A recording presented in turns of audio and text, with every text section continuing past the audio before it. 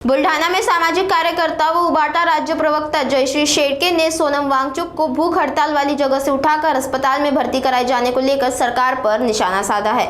शेड़के ने आरोप लगाया कि 20 जुलाई को होने वाले मोर्चे और आंदोलन को मिल रहे बढ़ते समर्थन से घबराकर सरकार ने सोनम वांगचुक को अनशन स्थल से हटाया है। शेड़के ने इसे लोकतंत्र पर हमला बताते हुए सरकार की कार्रवाई की निंदा की।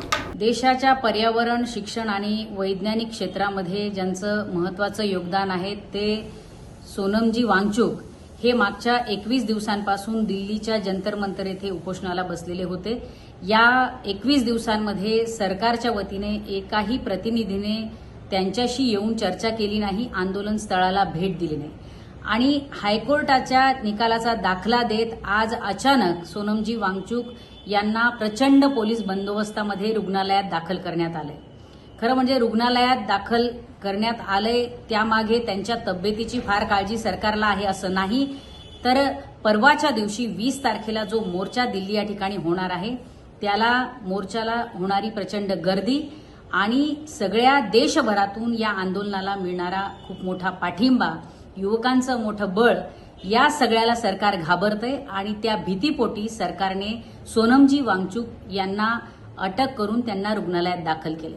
खरं म्हणजे ही लोकशाहीची हत्या आहे, ही गळचेपी आहे, कारण प्रत्येकाला आंदोलन करण्याचा अधिकार आहे। हे आंदोलन शांततेच्या मार्गाने सुरू होतं। सोनमजी वांगचुक यांच्यासोबत 15 ते 20 लोक इतरही आंदोलन करत होते, उपोषणाला बसलेले होते।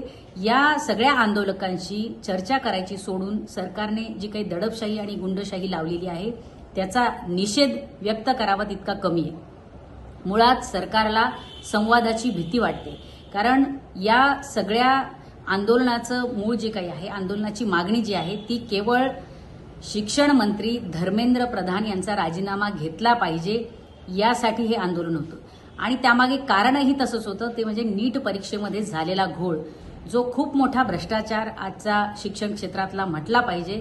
एवढा मोठा घोळ झाल्यानंतर, एवढा मोठा भ्रष्टाचार झाल्यानंतर सरकारकडून जबाबदारीची अपेक्षा ही सर्वसामान्य नागरिक ठेवणार आहेत, परंतु कुठलीही नैतिक जबाबदारी न स्वीकारता शिक्षण मंत्र्यांनीही राजीनामा दिला नाही आणि या देशाच्या भारतीय जनता पक्षाच्या सरकारनेही त्यांचा राजीनामा घेतला नाही। गेंड्याची कातडी असलेली ही सगळी लोक आहेत, त्यांना कोणाच्याही जीवाशी काहीही घेणं देणं नाही। संवादाची भीती आणि दडपशाहीची नीती हेच या सरकारचं धोरण आहे, हे पुन्हा एकदा सिद्ध झालंय। परंतु सोनमजी वांगचुक यांना अटक करून यांना रुग्णालयात दाखल करून हा लढा संपेल किंवा हे आंदोलन संपेल अशी जर सरकार चूक करत असेल तर त्यांनी लक्षात ठेवावं की हा लढा यापुढच्या काळामध्ये अधिक तीव्र होत जाईल।